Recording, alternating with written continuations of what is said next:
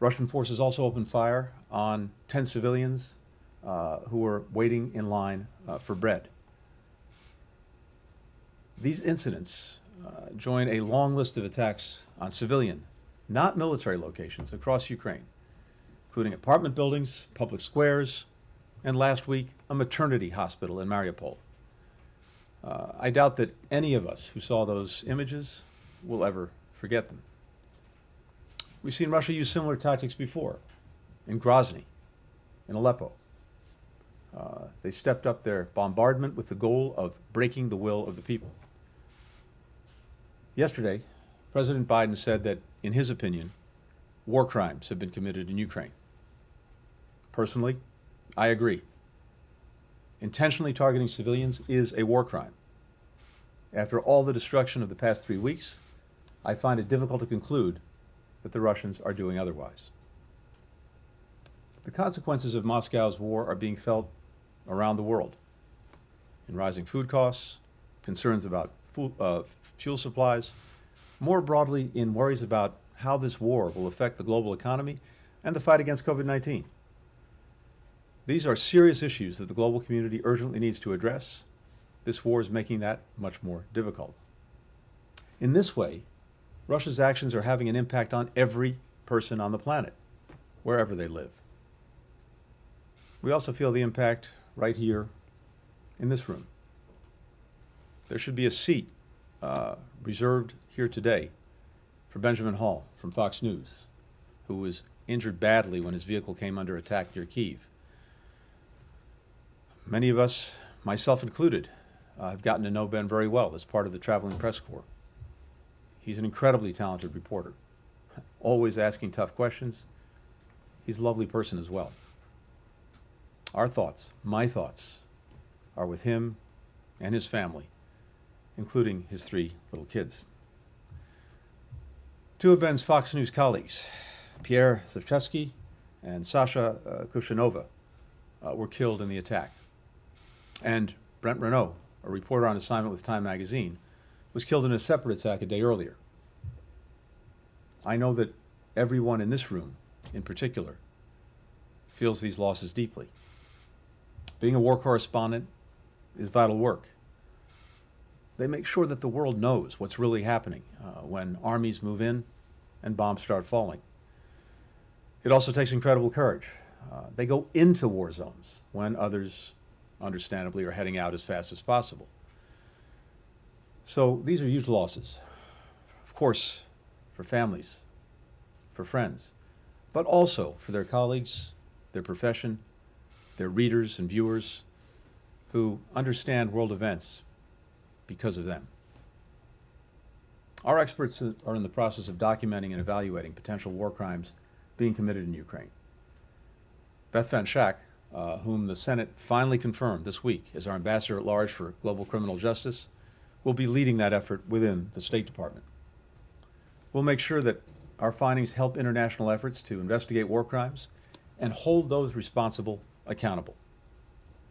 I'd also mention that there are several other nominations before the Senate with a direct bearing on our ability to support Ukraine, including for Assistant Secretary of State for Population, Refugees, and Migration, Assistant Secretary of State for International Security and Nonproliferation, and our Coordinator for Sanctions Policy.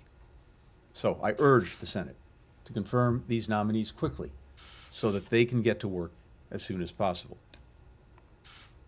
A few weeks ago, just days before Russia's invasion began, I went to the United Nations Security Council to lay out what we believed was about to happen.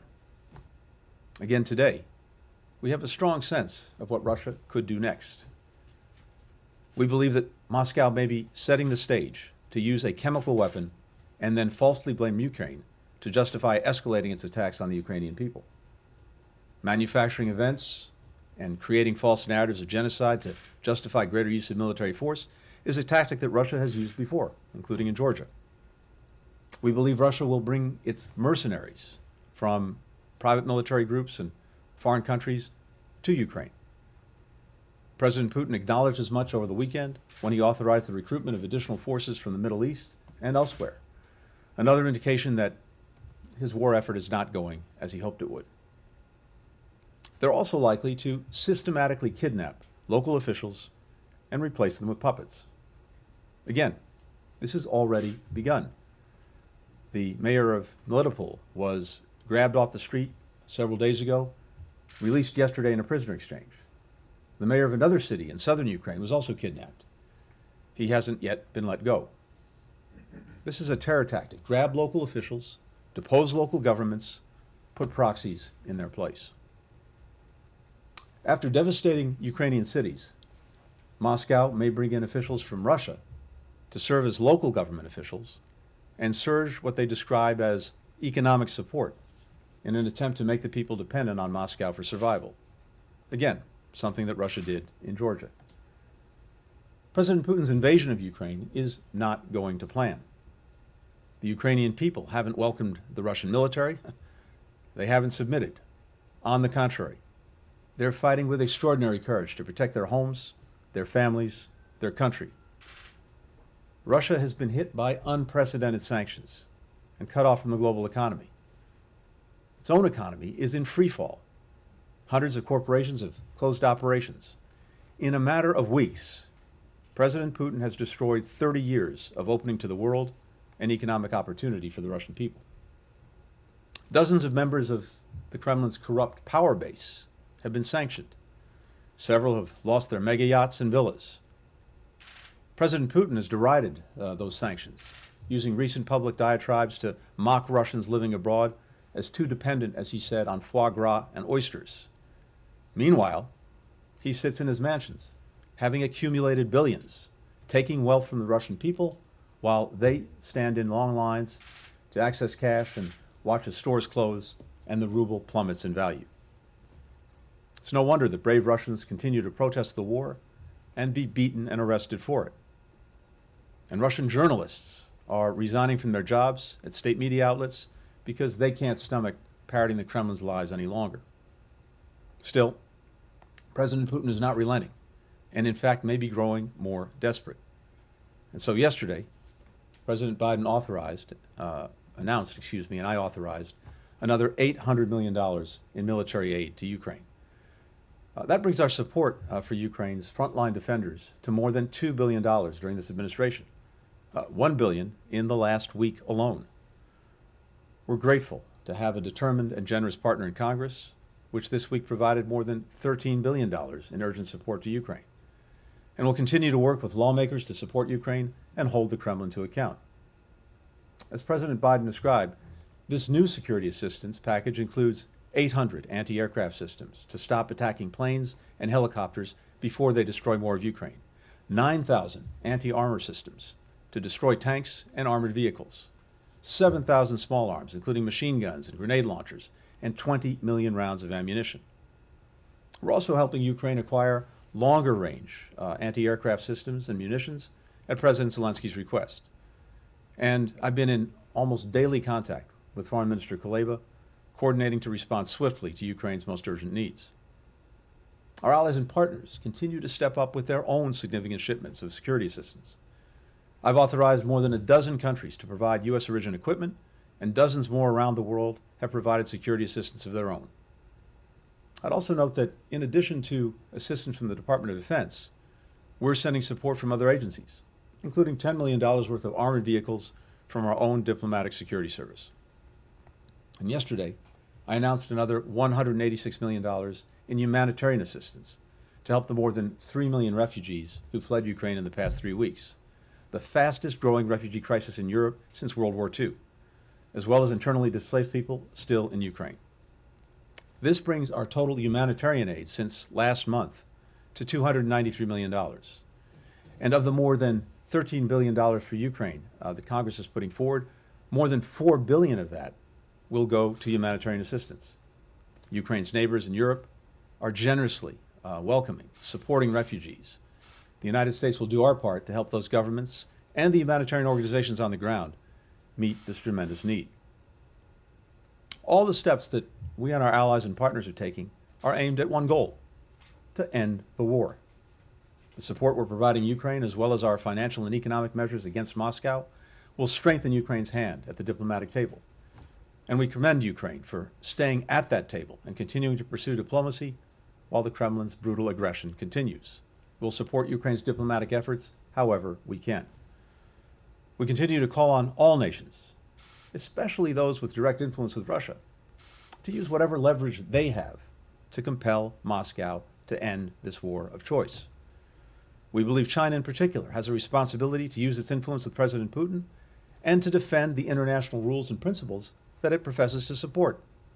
Instead, it appears that China is moving in the opposite direction by refusing to condemn this aggression while seeking to portray itself as a neutral arbiter. And we're concerned that they're considering directly assisting Russia with military equipment to use in Ukraine. President Biden will be speaking to President Xi tomorrow and will make clear that China will bear responsibility for any actions it takes to support Russia's aggression, and we will not hesitate to impose costs. Let me close by saying that President Zelensky's message to Congress and to the American people yesterday was incredibly powerful. He's asked for more help, which we are providing and will continue to provide. And he said that the people of Ukraine want the same things for themselves that we want for ourselves: democracy, independence, freedom. No one who's watched the events of the past 3 weeks could ever doubt the depth of Ukraine's commitment to these ideals. We'll continue to stand with Ukraine as it fights for its future. We'll continue to increase the costs on Russia until it ends this war of choice. And we'll continue to provide life-saving aid to the Ukrainian people as they endure the brutal consequences of Russia's aggression. With that, happy to take some questions. Paul. So what do you think about the talks between Ukraine and Russia? Are they making any progress? President Zelensky seems to suggest there are things they are talking about. So we're in close contact, as I said, with Ukraine's leaders, including, in my case, Foreign Minister Kuleba. We're in close contact with other countries that have, in one way or another, been engaging on diplomacy. And to date, I have to say, on the one hand, we commend Ukraine for being at the table despite being under bombardment every minute of the day. At the same time, I have not seen any meaningful efforts by Russia to bring this war that it's perpetrating to a conclusion through diplomacy.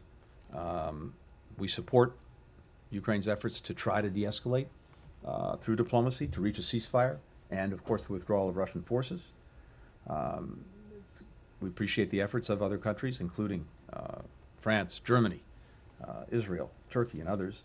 But again, from where I sit, diplomacy requires both sides engaging in good faith to de-escalate, and I don't see signs right now that Putin is prepared to stop.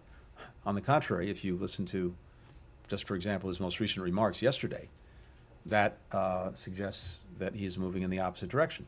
But never mind the words, what we're really focused on is actions. And the actions that we're seeing Russia take every single day, virtually every minute of every day, are in total contrast to any serious diplomatic effort to end the war. So we're looking to see Russia take meaningful actions to de-escalate, to stop the violence that is perpetrating on Ukraine, and to engage in good faith talks. We will support any effort that Ukraine makes to do that. We're certainly doing everything we can to back them, but also to make sure that they have the strongest possible hand if there are any real negotiations and if diplomacy does advance. Hence the support that we're giving to Ukraine, as well as the pressure that we continue to put and even increase on Russia. Thank you, Secretary. There is, this department is confirming that an American has died in Ukraine today. So I'm wondering if you can share any more with us about the circumstances, about who that person is, and if there will be specific consequences for Russia because an American died. And then second, earlier this week you said on CNN that one way or another Ukraine will be there and at some point Putin won't. But we're watching every day Ukrainians are getting killed, their cities are being demolished. So how can you be so confident to say something like that? And are you suggesting that Putin should be removed as the leader of Russia? Thank you. Kali, first, with regard to the American citizen, I can confirm that an American citizen was killed. I don't have any more details for you than that, but I can confirm that. Second, it is, I think, not only clear to me, but clear to the world that an independent Ukraine will be there long after Vladimir Putin. And it's also clear that this could horrifically go on for some time. But when all is said and done, an independent Ukraine will be there, and at some point Vladimir Putin will not. The real question is how much death and destruction is going to occur in the meantime. And we're doing everything we can to bring this war perpetrated by Russia to the quickest possible end. That's where the support for Ukraine comes in. That's where the pressure on Russia comes in. That's where the work, the coordination that we're doing with countries around the world comes in. But I think the world has seen this. The world has seen the absolute determination of the Ukrainian people to hold on to their country, to hold on to their future, to hold on to their freedom. And there is nothing that Vladimir Putin can do to subjugate that to his will. But, as I said, this could go on for some time, and we're going to continue to work to bring it to an end as quickly as we can. And should Putin Kylie, remain we're the trying to leader move of around. Russia? Connor? Mr. Secretary, you described what you called Russia's terror tactics. Is the State Department considering designating Russia a state sponsor of terrorism? And then second, everything that you described, the words that the president has used in recent days, war criminal, murderous dictator, pure thug, do you think that there can ever be normal relations between the United States and Russia so long as Vladimir Putin is in power? So our focus, first and foremost, is on doing everything we can to help bring this war to a quick end, to stop the suffering of the Ukrainian people. That's the result of Russia's aggression on Ukraine. That's our focus. As we're doing that, and as I said earlier, we're also looking very carefully at what is happening, what is being done, and in particular looking at the question of whether war crimes are being committed, and among other things, the intentional targeting of civilians would constitute a war crime. You heard President Biden speak to this yesterday. You heard what I said a few minutes ago. So we are documenting. We welcome the efforts of various groups, institutions, organizations that focus on this to bring all of the evidence together, to continue to document things, and then for there to be accountability one way or the other. In terms of other designations based on actions that Russia is taking, we are and we will look at everything. Yulia Yarmolenko? On the second question, I'm sorry. I'm sorry, but remind me. Just as long as Putin is in power, can there be normal relations between Russia and the United States?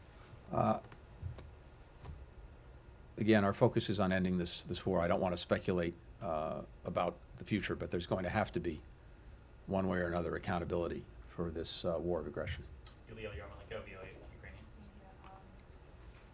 So, on possible negotiations between Ukraine and Russia, if Russia agrees to stop attacks and withdraw its forces from Ukraine, are there any security formats that will guarantee that Russia would not renew its aggression against Ukraine? If it's not membership in NATO for Ukraine, then what? And another question, President Biden said that U.S. will accept Ukrainian refugees with open arms. And so far, there is no official visa or other program for Ukrainians who are fleeing war or who want to come to the United States or reunite with their families. Is Department of State working on some special expedited program for Ukrainian refugees? And if yes, when it might be launched? Right. Thank you. First, on the diplomacy, look, I'm not going to speculate on the substance of any negotiations, where that might go. As I said, we fully and strongly support whatever the government of Ukraine, the democratically elected government of Ukraine, does. We very much welcome sentiments that we've heard expressed for trying to bring this to a diplomatic end as quickly as possible. I think in the first instance, what Ukraine needs is de-escalation. It needs Russian forces out of Ukraine. It needs to have its basic freedom and independence returned. But I leave it to Ukrainian partners to work on advancing the diplomacy if they believe that can be productive. We will look at whatever we can do to support that. And if there are issues that wind up being negotiated that require in some fashion our participation, of course, we'll look at that and see where we can be helpful. We want to be able, in the first instance, to do what we're doing, which is to support the government of Ukraine, the Ukrainian people, along with putting pressure on Russia. If diplomacy finally carries the day, and there are things that we can do to support that diplomacy and to support any outcomes that restore Ukraine's independence, we will, of course, look at that, and I'm sure do that. With regard to refugees, a couple of things. First, as I said, this is the largest refugee crisis in Europe since World War II. The numbers are staggering. And of course, what gets lost sometimes behind these numbers are the real lives that are at stake and that are being changed, maybe not forever, but are being changed in profound ways. I saw some of that firsthand when I was on the border between Poland and Ukraine with a number of you just a couple of weeks ago, talking to people who had made the journey across the border looking for safety in the face of this Russian onslaught. And in many cases, most cases, women and children, the men staying behind to fight. And we see the impact, of course, in Ukraine. We see the impact on neighboring countries, Poland, Moldova, Romania, others, that are taking in very large numbers of refugees. The generosity, I think, is extraordinary. But the numbers are growing. The challenge is growing. I was on a call, a video conference this morning with our G7 partners. And this is one of the things that we talked about, having a coordinated approach to dealing with and helping refugees coming over. The United States is already and will remain the largest provider of humanitarian assistance to Ukraine. Part of the package that is in the supplemental includes about $4 billion in humanitarian assistance. And that will go both directly to Ukraine. It will also go to neighboring countries and others, and Ukrainians outside of Ukraine to support them. Second, we are working closely with UNHCR to see how we can support this effort. Finally, we're looking at things that we can do ourselves and do directly. For example, looking at steps we may be able to take on family reunification and other things that we can do to be supportive and to really take part in this effort. Last thing I'll say is this. And of course, there is the refugee referral process, but that takes time. But if people apply for refugee status and seek to come to the United States, of course, we will take referrals. But we're looking at steps that we can take in the near term. Last thing is this. I think what we're seeing, at least initially, is that so many people coming out of Ukraine understandably want to stay close to home. They hope, we hope, that they'll be able to return home as soon as possible. They also want to stay close to home because, as I said, in many cases it's women and children who have left behind spouses, husbands, fathers, brothers, and they want to be reunited as quickly as possible. So they want to stay as close as possible. But as this, and if this goes on, as the numbers increase, as the burden increases for European partners, we will certainly do everything we can to help. So I suspect we'll have more to say on this in the coming days. It's something we're very focused on right now. Time for one final quick question from Andrea. Mr. Secretary, you outlined, recounted a litany of horrific attacks on civilians. You've said you agree with the President's comment that they are war crimes, as the UN ambassador said last week. I know there has to be an investigation, but where will the accountability be? What should happen to Vladimir Putin if he is found guilty, since he is the state? What should happen to this leader? Tell the world. So, Andrea, a few things. First, we're all seeing what, and you're showing powerfully on television, these devastating images coming out of Ukraine, and we are seeing the destruction of so much of the country by Russian bombs and artillery. We're seeing civilian sites being devastated. We're seeing people being killed. Hundreds, thousands of people, civilians. And yes, as I said, again, as the president said yesterday, in his opinion, war crimes are being committed. I agree with that. After all the destruction that we've seen, it's really hard to conclude otherwise. But what we're doing is this, and I'll come to your question. We are, in the first instance, supporting the very important work that's being done, the evidentiary process, to bring the evidence together, to document what's happened, to support and to work with human rights activists, with civil society, with independent media, as well as with the appropriate organizations and institutions that look into this. So we need to go through this process of compiling the evidence, collecting the evidence, understanding the evidence. We'll share that, and our allies and partners, I'm sure, will do the same with all of the investigations that are ongoing to support accountability using every tool that we have available. I'm not going to get ahead of, first of all, what the outcome will be or what the consequences will be, but I can say with conviction that there will be accountability for any war crimes that are determined to have occurred. You say that after Aleppo and Grozny, he does it repeatedly. He's a repeat offender You know, as a war criminal.